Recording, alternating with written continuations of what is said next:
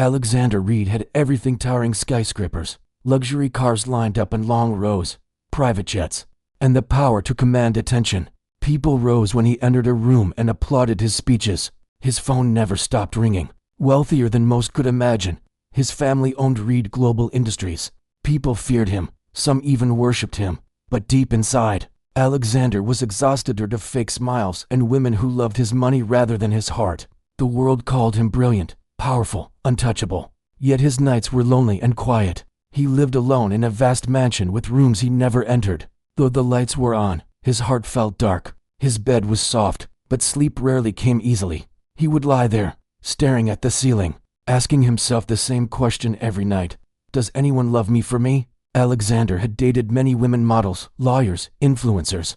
They smiled at his money and laughed at his jokes, even when they weren't funny. But deep down, Alexander knew they didn't love him, they loved the billionaire persona. Then came Emily. She was smart, charming, and kinder, so he thought. He gave her his heart, bought her a ring, and planned a future. But one morning, he walked into his office early and found her with his chief financial officer lying, kissing. Alexander said nothing. He simply turned around and walked out. That day, something inside him broke. He canceled the wedding, fired the CFO, and locked himself in his mansion for days.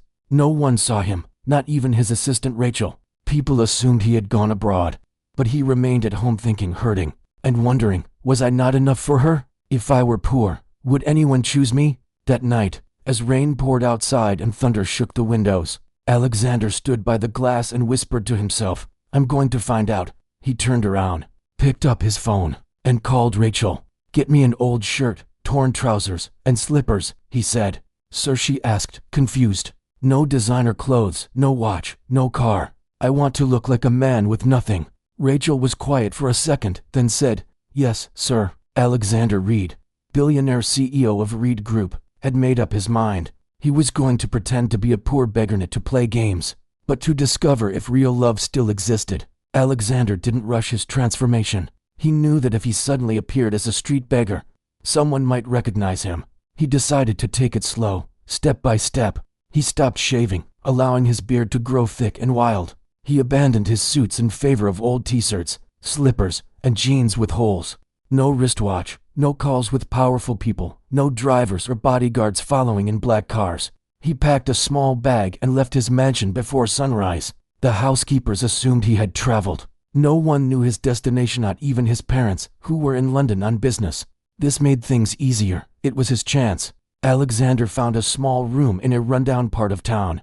The walls were cracked, the window had no curtain, and the mattress smelled of dust. But he didn't complain. He wanted to experience life as a man who had nothing.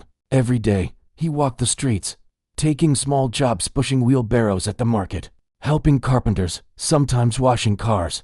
He was paid in cash, small notes that he folded into his pocket. Nobody recognized him, and for the first time in years, he felt invisible. Strangely, it felt good. At night, Alexander sat on the edge of his old bed, looking at the torn calendar on the wall, reflecting on his life, real him hidden behind money and power. This was what he wanted, a clean slate. He spoke only when necessary, smiled at passersby. Most ignored him, a few nodded, some stared, but no one recognized him. He had always been private even as a billionaire, avoiding the spotlight, which worked in his favor now. Back in the city, Rachel was working behind the scenes.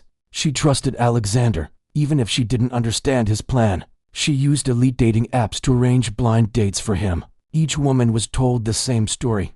You're meeting a man who used to have a good life, but lost everything in this harsh economy. He's now doing manual jobs and trying to start over. None knew they were meeting Alexander Reed, the billionaire son of Richard Reed. Alexander met each woman at inexpensive restaurants or roadside spots, simple places with plastic chairs and food served in foil. He always arrived early, sat with his head down, and waited. Rachel had arranged one more thing: discreet security. Alexander had two bodyguards watching from a distance every time. They didn't wear suits or talk into earpieces. They blended into the background, their eyes always on him, just in case. Alexander didn't want trouble. He just wanted the truth. Could anyone love a man with nothing? The test had begun. The first date arrived on a Thursday evening. Alexander wore a faded shirt and jeans. His hair was messy, his shoes dusty from walking all day. He sat outside a small eatery that served rice and grilled meat. The sky was turning orange, and the air smelled of spice and smoke. She arrived wearing a bright pink dress, heels that clicked on the concrete, and long nails that sparkled in the sun. Her name was Vanessa, a fashion influencer with over 100,000 Instagram followers. She looked around once, saw Alexander, frowned, then looked around again as if hoping this was a mistake. "You're the one?" she asked. Alexander smiled. "Yes, thank you for coming." She sat down slowly, her face already wrinkled in disgust. "You know, I thought it was a prank," she said, pulling out her phone. "You actually invited me here? Like, here?" Alexander remained calm. "It's quiet. I like the food." Vanessa laughed out loud. "I can't do this," she said, grabbing her bag. "Next time, please dress like a human being, not like someone who just woke up from the gutter." She left before the waitress even brought water. Alexander sat in silence. He waited a few minutes, paid for everything, and walked home in the dark. The second date was more serious.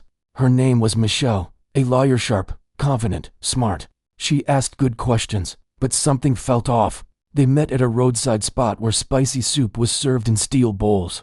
"You said you do manual work?" she asked without smiling. "Yes." "What kind of work exactly? Daily pay or weekly?" "Depends on the job," Alexander replied. "What kind of house do you live in now?" Alexander looked at her. "Small room in a shared building," he said quietly. She nodded, pulling out a notebook. "Ever been married? How many siblings do you have? Where do your parents stay? What did you study? What's your last name again?" She didn't eat. She just kept writing.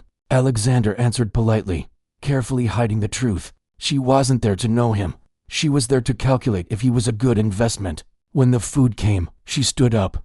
"I'll call you," she said. She never did. The third woman almost fooled him. Lily was soft-spoken, polite, even sweet. She smiled a lot, said she loved humble men, said she had a heart for people who were going through hardships and hustling to make a living. Alexander thought, maybe this one is different. They talked for hours. She asked about his life, his dreams. She told him stories about growing up poor, how she understood suffering. Alexander walked her home that night. She held his hand, said she felt something real. The next morning, she texted, "Hey love, I didn't want to ask, but I'm in a tough spot. My rent just expired, and I have nothing in the house to eat. Even small help would mean a lot. I really believe in us." Alexander stared at his phone. So that's what it was again. It hadn't even been 24 hours since they met, and she was already making demands. Not love, just hunger for what she thought he had. That night, Alexander sat outside his small room. The moon was full, and dogs barked in the distance. He didn't speak, didn't move. He just sat there, his heart feeling tired. He thought about the dates, about all the smiles that turned fake. Maybe there was no such thing as true love. Maybe no one saw the man, only the name, only the money. And maybe that's all he would ever be to them. Alexander woke up one morning and just sat on his bed, staring at the wall. The fan above his head spun slowly. The air was hot. His clothes clung to his back with sweat. His heart was tired. He had been kind, patient, honest, and still, every woman saw him as either a joke or a wallet. He picked up his phone and called Rachel. When she answered, he didn't even greet her. He just said, "I'm done." Rachel paused. "What do you mean?" "I've tried. I've talked. I've walked miles in this heat, sat in broken chairs, eaten food from cheap plates, and still nothing. No one is real. Maybe they never were. I'm just a target," he said. "They don't want me. They want what I might have." He was ready to pack his bags and return to the mansion. But then Rachel's voice softened. "There are good men and women out there, sir," she said. "I married one of them." He went quiet. "You never told me about your husband. He was not rich when we got married. We met when we were both broke. We had nothing but hope, and now, 10 years later, we're still standing happy. And we have all we need." Alexander didn't say anything. Rachel added, "Don't let 3 bad women stop you from believing in the one good one." He scoffed. "You really believe someone can love a man who has nothing?" She replied, "Yes, but only if that man becomes nothing for real." Alexander's eyes narrowed. "Fine," he said. "Let's take it all the way." Rachel blinked. "What do you mean?" "I'll go out again," he said. "But this time, not as a poor worker." He stood up slowly. "I want to see if anyone in this world can love a man who looks like he's lost everything." He paused. I'll become a homeless beggar. There was a long silence on the line. Then, to his surprise, Rachel said quietly, "Okay, I'll help."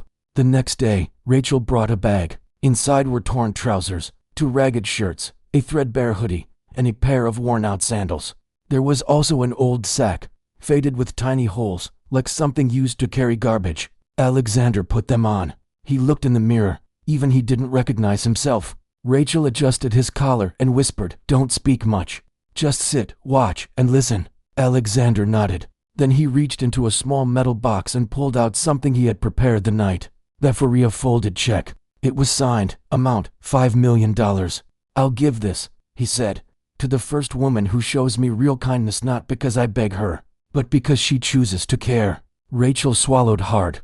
"Good luck," she said. Alexander took his sack and left. He sat near market gates, bus stops, and busy junctions in the heart of the city. His clothes were dusty, his hair wild. He didn't speak unless spoken to. People walked past, some looked at him with pity, others laughed, some dropped coins. Most ignored him. Hours passed, then days.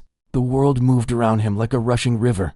But Alexander stayed still, waiting, watching, hoping. From dawn till dusk, he changed locations, sometimes by the roadside, other times at bus terminals or market entrances. People passed him every minute. Some whispered, some laughed, some looked through him like he didn't exist. A few dropped coins. One woman even threw bread at him like he was a dog. But what broke him the most were the ones who pretended to care. There was one girl, Jessica, who stopped beside him, smiled sweetly, and said, "You look like you've been through a lot, poor thing." Alexander looked up gratefully, pretending like he hadn't eaten that day. "Please," he said softly, "can I have some water or bread?" Jessica's smile faded instantly. "You want to eat?" She burst into laughter and walked away, calling her friend on the phone.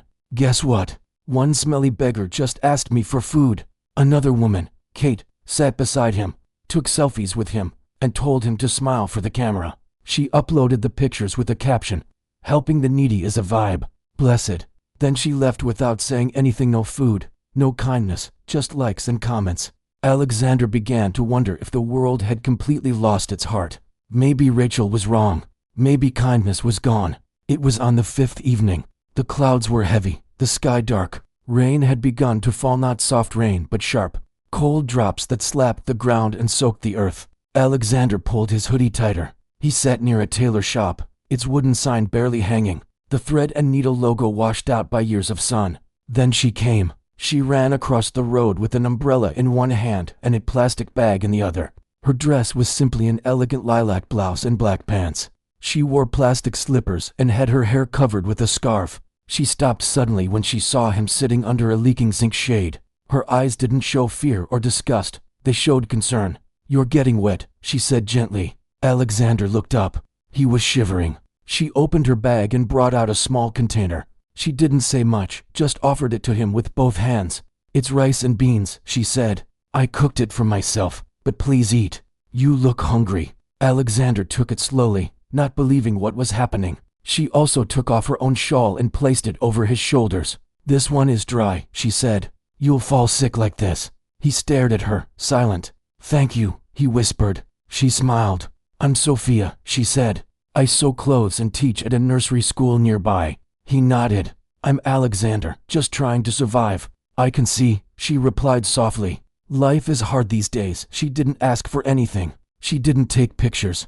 She didn't look down on him. Just kindness, pure and honest. After a while, the rain grew heavier. Sophia looked at him and said, "If you want, you can stay by my shop till the rain stops. I'll be here sewing anyway." Alexander swallowed a lump in his throat. "No one has spoken to me kindly in a long time," he said. Sophia smiled again. "Then it's about time someone did." He followed her to the shop, small, wooden, and full of fabric. For the first time in weeks, Alexander felt accepted. That night, the rain didn't stop. It kept pouring, beating the roof of Sophia's tiny sewing shop like drumming fingers. Alexander sat on a small stool near her table, his clothes drying slowly under the warm light of a single bulb. Sophia boiled water in an electric kettle and poured it into a cup of tea. "Drink this. You'll feel better," she said, handing it to him. He took it with both hands. It was the kindest thing anyone had given him in weeks. They sat in silence for a while. Then Alexander spoke softly. "I'm homeless now." Sophia looked at him, surprised but not shocked. He expected pity or judgment, but she simply nodded. "Well, if you don't mind, you can stay here," she said, glancing around her shop. "It's not much, but it's dry and safe." Alexander blinked. "You'd let me sleep here?" She smiled gently. "Why not? My house is just around the corner. I come here every evening after teaching. I'll bring you food." Alexander felt something warm in his chest, not from the tea, but from her. He looked around again, sewing machines, rolls of fabric, empty thread spools.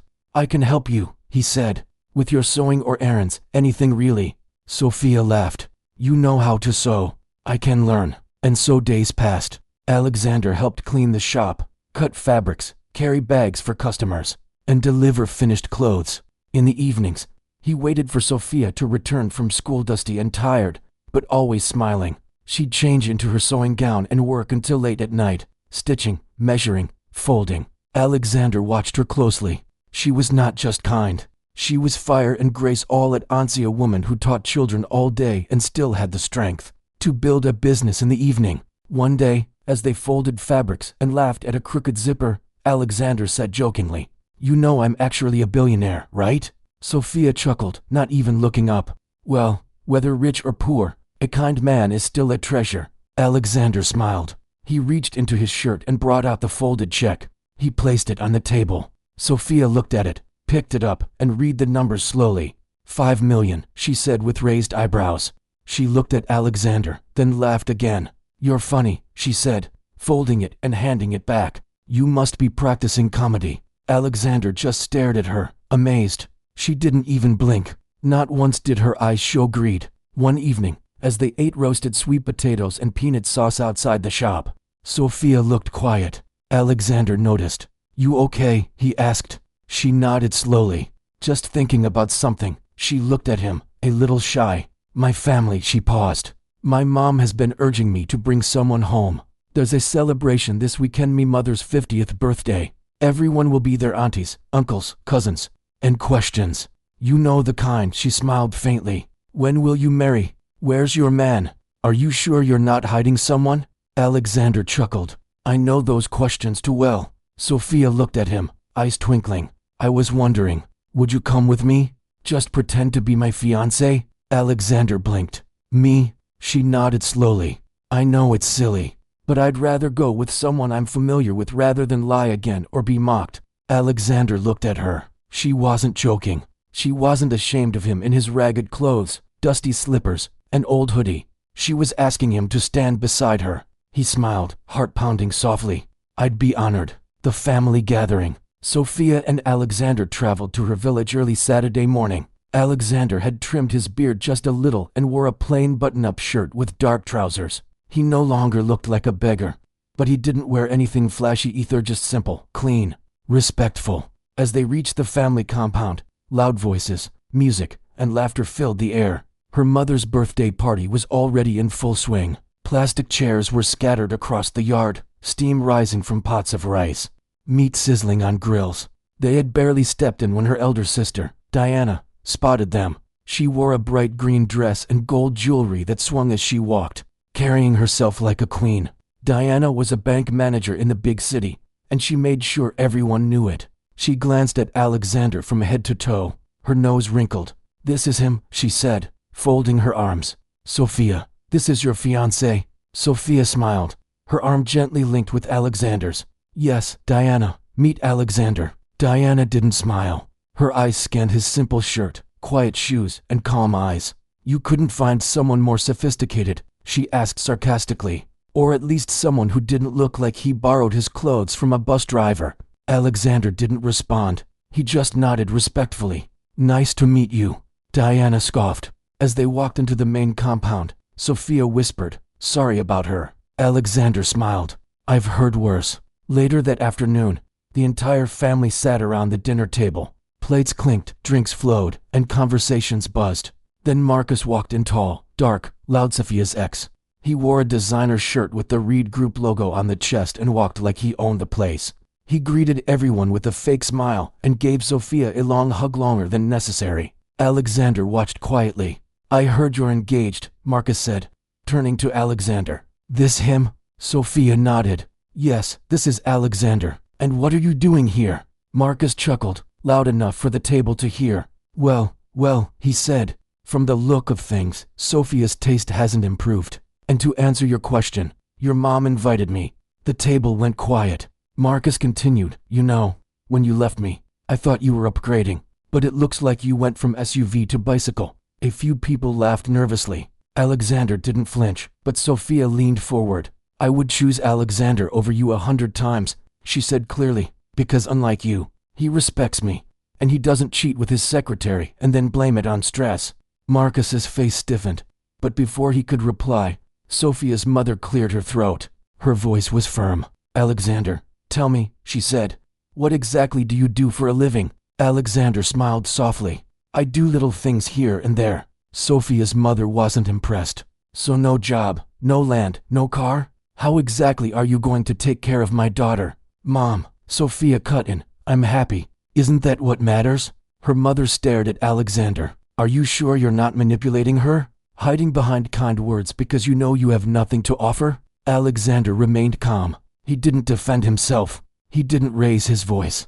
He simply looked down and folded his napkin. That night, after the guests had gone and the moon hung low, Alexander stepped outside the house and made a quiet phone call. Just for words, Rachel, send it tomorrow. The next morning, the sun rose over Sophia's family compound. Everyone gathered in the yard for breakfast, laughing, eating leftover rice, and sharing stories. Then a loud sound came from outside of the room. The deep hum of car engines turned heads. A sleek black SUV pulled up, followed by 2 more vehicles. All 3 were sparkling clean, tinted, and clearly expensive. The driver stepped out, holding a red file and a small box. Who is the mother of Miss Sophia? He asked. Sophia's mother stepped forward, confused. He handed her a box. Your daughter's fiancé instructed me to deliver this. Inside the box were keys to a brand new car. The crowd gasped. Wait, someone shouted, is this for real? Before Alexander could say a word, Marcus stood tall, grinning. Come on now, he said loudly, patting his chest. You know I had to do something special for the woman who raised my first love. Ice turned to him. You bought all this? Someone asked. Marcus winked. Supervisor for Reed Group, remember? Life has changed. Everyone clapped. Sophia's uncles clinked their drinks together. Diana hugged Marcus. Wow, you're too much. Alexander stood quietly beside Sophia. He didn't speak, even though he was the one who had prepared the gift. He didn't correct them. He just watched. Later that week, back in the city, Sophia invited Alexander to a housewarming party. Her old schoolmate, Olivia, had just bought a flat and invited all their university friends. Olivia's home was bright and shiny modern lights, leather chairs, and a big TV playing music videos. The girls wore makeup and expensive perfume. The guys wore loud cologne and talked about jobs in oil companies, banks, and foreign firms. Sophia wore a plain dress and flat shoes. Alexander wore his usual quiet clothes. They had barely entered when whispers started. Is that Sophia? Still dressing like the help? She was the best graduating student, right? Guess brains don't always mean money. They laughed. Olivia welcomed them with a plastic smile. Sophia, long time. Then she turned to Alexander. And this is... Sophia smiled proudly. This is Alexander, my fiancé. Olivia raised her eyebrows. What do you do? Alexander smiled. Just trying to make my way. Ah, no company? Nope. No startup? Nope. Someone whispered. He looks like he just came from fixing the generator at the back. More laughter. One of the girls looked at Sophia and said, You always liked struggle. But wow, you really went from class to grass. A guy pointed at Alexander's shoes. Where did you buy those? The thrift market? Another girl squinted. Wait, wasn't he the guy asking for directions at the bus stop last week? You sure he's not a thief? Alexander's smile didn't fade. He knew who he was, and he didn't need to explain it. But before Sophia could say anything, Olivia made a face and waved her hand. Sorry, but I think he should leave. My neighbors are watching. You know how these estates are. Within minutes, a security man appeared. Please, madam said you should go. Alexander stood up quietly. Sophia didn't hesitate. She stood too, grabbed her bag, and said loud enough for the whole room to hear. You may have nice floors and lights, but if you think this is class, then I don't want it. She looked around the room. Don't look down on people just because you think you're better. You don't know anyone's story. Then she held Alexander's hand. "Let's go." They walked out, heads high, hearts heavy, but together. Sophia held Alexander's hand tightly as they stepped toward the door. Her eyes burned, but she didn't let the tears fall, not here, not in front of them. They had mocked his clothes, his shoes, even his silence, but she didn't care. She was proud of him, proud of the man he was. He worked hard and had a kind heart. That was enough for her. They were 2 steps from the gate when it happened. Horns, lights, engines. The ground trembled slightly. Everyone paused. Through the wide estate gates, 3 black SUVs rolled in one after the other, their engines humming like lions. Behind them, 2 sleek sedans. The cars moved slowly, commanding attention. The music stopped. Even the DJ stood still. The first SUV door opened, and a tall man in a black suit stepped out, wearing an earpiece. He skinned the crowd, nodded once, and opened the second door. Rachel stepped out, calm, dressed in corporate black. She walked straight toward Alexander. "Sir," she said with a small bow, "everything is in place." Gasps spread like wildfire. "Sir? Who's she talking to?" Before anyone could understand, more bodyguards stepped out. People began to record on their phones. One guy whispered, "I think this is a movie shoot." Another girl said, "Wait, that guy looks like someone I've seen in the news." Sophia's hand trembled in Alexander's. He turned to her, eyes soft. Then gently, he let go of her hand, took 2 steps forward, reached into his back pocket, pulled out a folded file. He opened it and raised his voice, not in anger, but clear enough for the whole room to hear. "My name is Alexander Reed." The silence was loud. "I am the CEO of Reed Group and the only son of Richard and Elizabeth Reed." He held up the documentous identity, his company shares. They quickly picked up their phones and began browsing, their hands shaking in disbelief. Photos of him with presidents, speeches, awards. Olivia's mouth hung open. One of the girls dropped her wine glass. The guy who mocked his shoes sat down, weak. A boy in the back had been live-streaming the whole thing. Within minutes, the video was trending. Beggar turned by Larian Retrievals. Alexander turned to Sophia. His voice softened. "I came to you with nothing. Sofiano name. No status, just a tired heart and empty hands." She was frozen, tears filling her eyes. "You gave me food when you had little. You gave me shelter when you thought I had nowhere to go. You gave me kindness when the world gave me judgment." He knelt down and brought out a small velvet box. The entire room gasped. Even the security guards looked surprised. He opened it slowly. A diamond ring glistened under the lights. "Sophia," he said, his voice shaking a little, "you are a rare gem, and I want to spend the rest of my life thanking God for letting me find you. Will you marry me?" Sophia covered her mouth, tears falling freely now. She nodded. "Yes," she whispered. "Yes, Alexander." The room broke into applause. Some people clapped awkwardly, others stood frozen in shame. Olivia walked up slowly, face red with embarrassment. "Alexander, I'm so sorry for everything we said. We didn't know." He looked at her calmly. "You judged the packaging, not the person." Then he turned back to Sophia, holding her hand, eyes never leaving hers. And in that moment, surrounded by silent stares and flashing cameras, Alexander and Sophia walked away side by side, not as beggar and teacher, but as soulmates. 2 days after the housewarming drama, Alexander held a press conference. It wasn't for business or profit, it was personal. Cameras flashed, microphones pointed forward, reporters whispered, waiting. Then Alexander stepped up to the podium, wearing a dark blue suit, calm and confident. Rachel stood beside him. He cleared his throat. "I have a personal announcement to make today," he began. "One that's bigger than any company deal or contract." He looked into the cameras. "I want to publicly introduce the woman who changed my life with a plate of food, a dry shawl, and the kindest heart I've ever known." He smiled. "Her name is Sophia Chen, and she is my fiancée." The press room gasped. Screens lit up across the country. Within minutes, it was everywhere: blogs, headlines, social media. Reed CEO engaged a seamstress school teacher.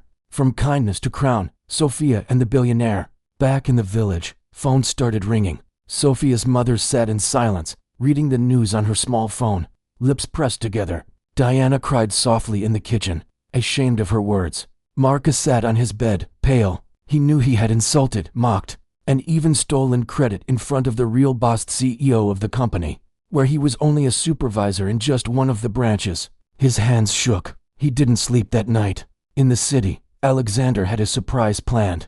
He took Sophia to a beautiful house with white walls, golden lights, and flower gardens. "This is yours," he said. She stared, speechless. "And this," he added, holding up a car key, "is your new car." Then he gave her an envelope. She opened it slowly. $100 million and her name for her business, her sewing, her dreams. Sophia's eyes filled with tears, but then she handed it back. Alexander blinked. "I didn't help you because I wanted anything," she said softly. "I helped you because it was right. I can't take this." Alexander looked at her, stunned. Everyone else wanted more, but she wanted nothing. Rachel, standing nearby, chuckled and whispered, "I told you so." Alexander laughed quietly, eyes still on Sophia. "And I'm never letting you go," he said. Family resistance. Later that evening, Alexander's parents returned from their long business trip abroad. The house was quiet when they arrived. A few minutes after they settled in, Rachel entered the room with a soft knock. "Your son is finally engaged. I believe you must have seen the news," she said gently. His mother's smile froze. "To that nobody?" she asked. Her face tightened. She stood up, pacing. "She's a school teacher," she said, voice sharp. "A seamstress. She's not from our world, Rachel." His father stayed quiet. "She will embarrass us at international events." "What will people say?" Rachel replied calmly. "People will say your son found love. That's all."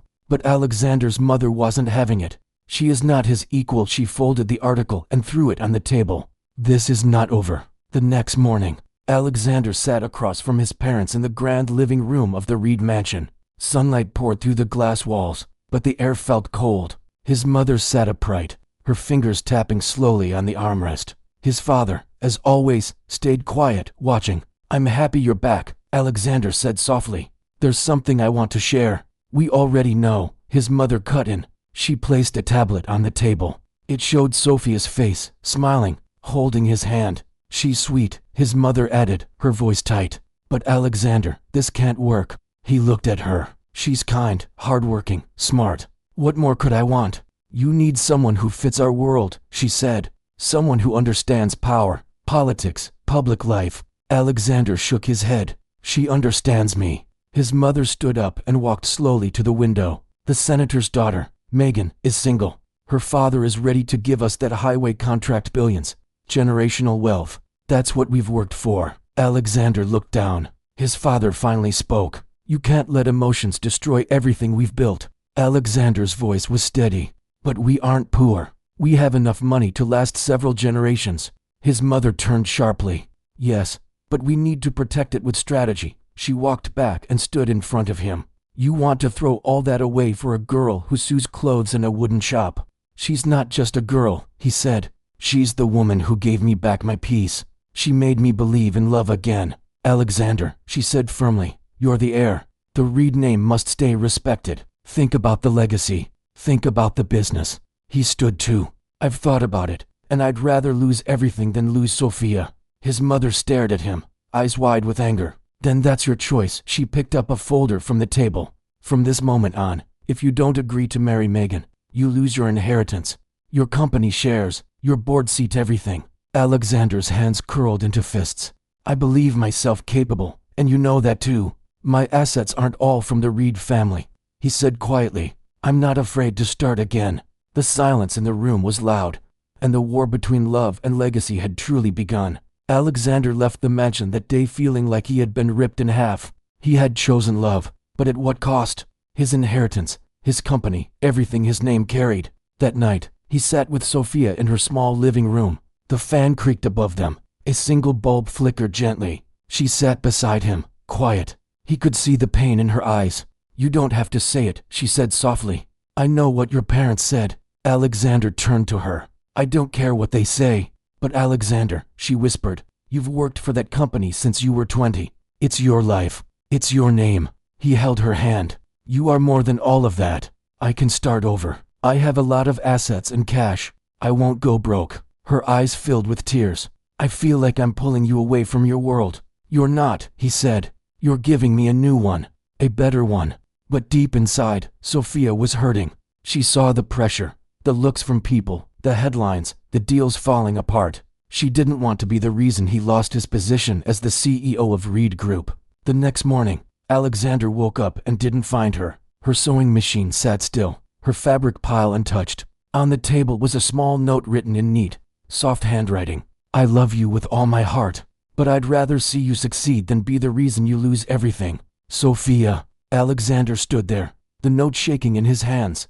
He felt like the world had dropped out from under him. Days passed. Then came the high society gala. It was hosted at Reed Tower's gold chandeliers, silk curtains, press and paparazzi everywhere. Everyone important was there, as senators, CEOs, foreign investors. It was supposed to be a night of power, a night to announce Alexander's engagement to Megan, the daughter of the senator. She stood near the stage in a glittering gown, smiling as the cameras flashed. Alexander arrived late.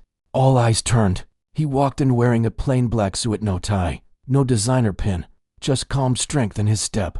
He walked to the stage and held the microphone. Good evening, everyone, he began. Silence fell. I know this night was meant for an announcement, and there is one. People leaned forward. He looked around, then said clearly, I don't want a queen from politics. I want a queen with a hearth, queen of my heart. A few gasps. Megan blinked, confused. My parents gave me an ultimatum. He paused. I chose love. He looked straight into the crowd, voice steady. If you can't accept the woman who gave me hope when I was lost, who made me see the good in people, then I'll step down as CEO tonight. If I can't lead with my own heart, then I have no business leading at all. Gasps turned to murmurs. People exchanged stunned glances. He stepped down from the stage, walked out into the night, head high, heart open. Meanwhile, far away from there, Sophia sat quietly on the edge of her bed, her fingers trembling slightly as she held a small white test strip. 2 pink lines. She stared at them again and again.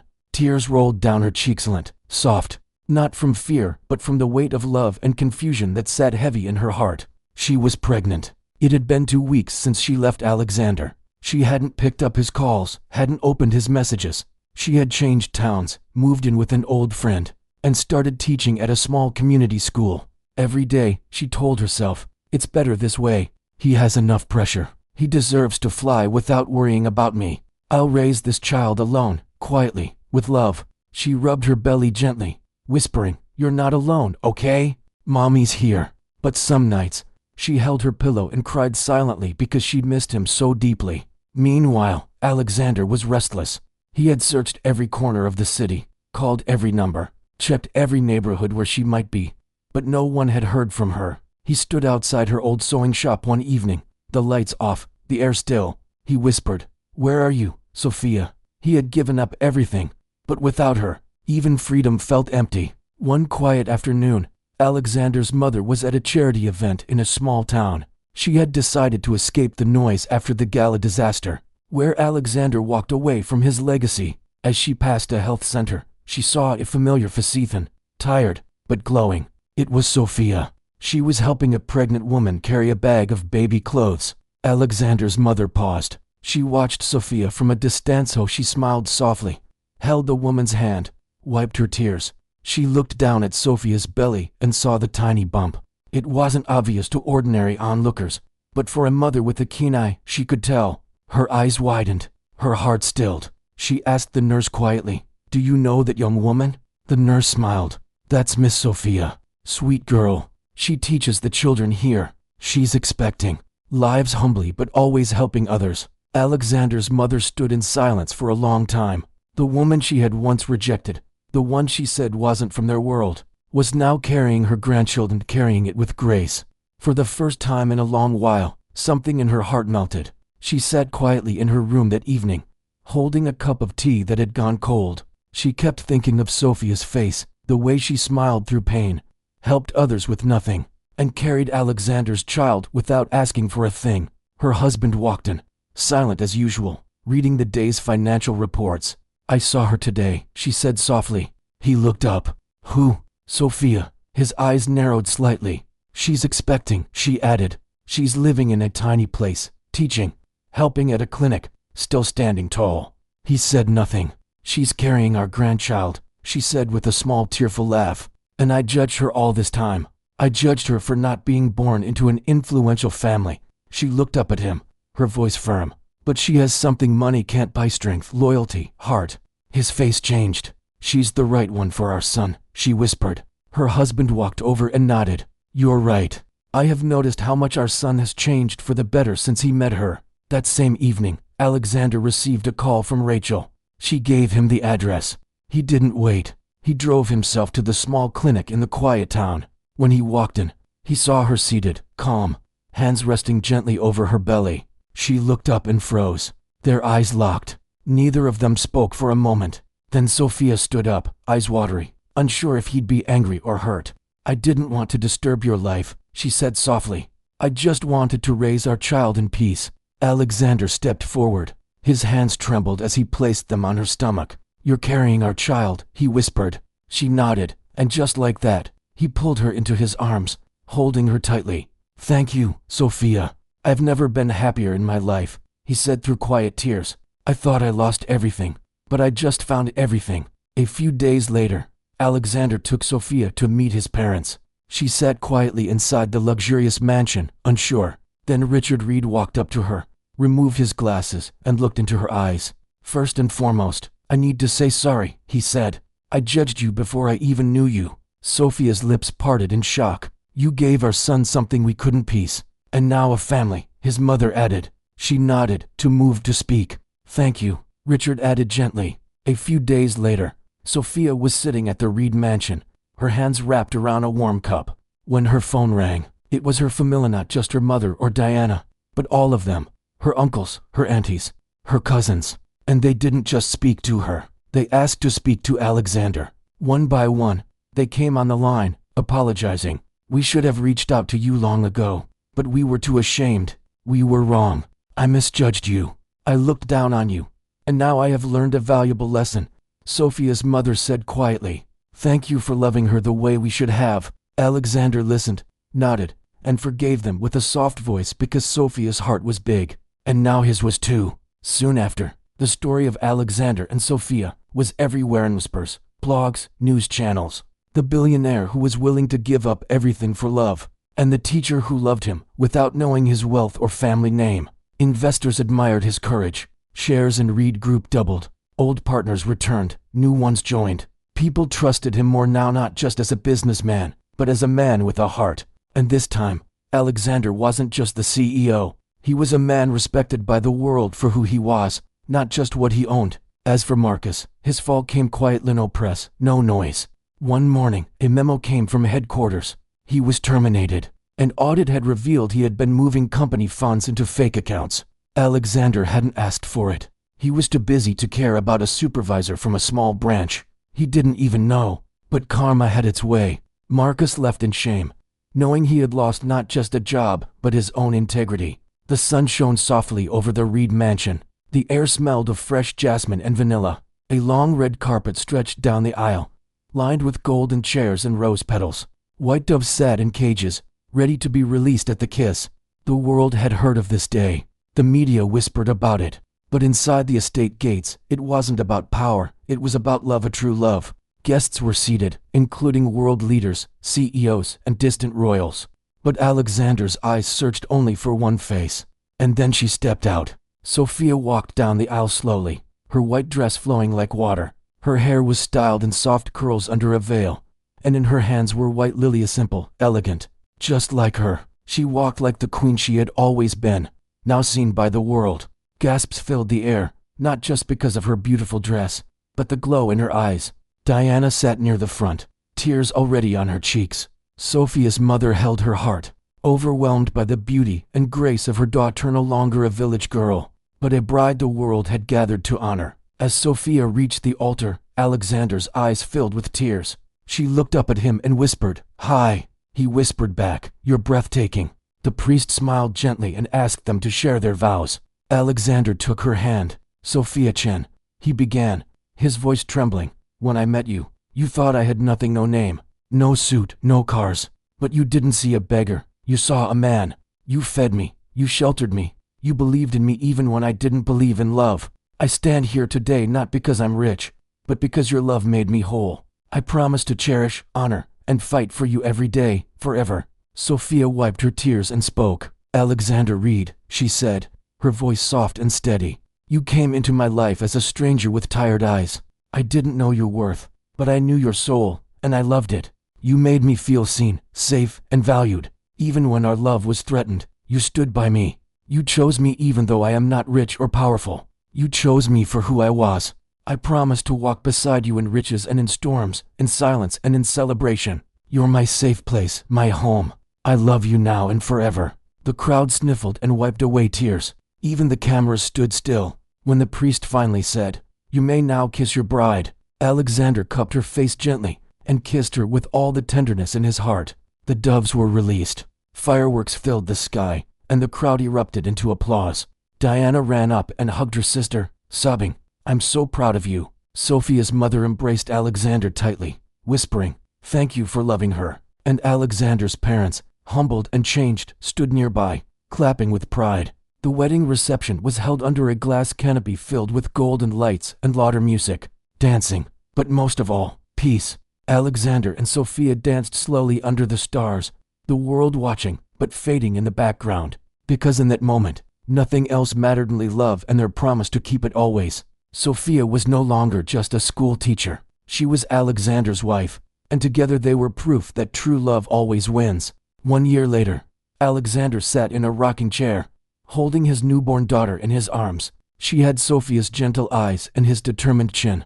Sophia stood by the window, watching them with a smile that carried all the love in the world. Their home wasn't just a mansion anymore. It was a sanctuary of truth and acceptance. On the walls hung pictures not just of business deals and global summits, but of simple moments. Sophia teaching in her classroom, Alexander helping at her now thriving design studio, both of them laughing in the rain. Alexander had kept his position as CEO, but the company had changed. Reed Global now funded education programs in underprivileged areas, built schools where Sophia often volunteered, and created scholarships for children who dreamed beyond their circumstances. The Reed Foundation, led by Sophia, had become one of the most respected humanitarian organizations in the country. She didn't just give money, she gave time, listening to stories, holding hands, building hope. As for their families, they had become one. Diana and Rachel were now best friends, often planning charity events together.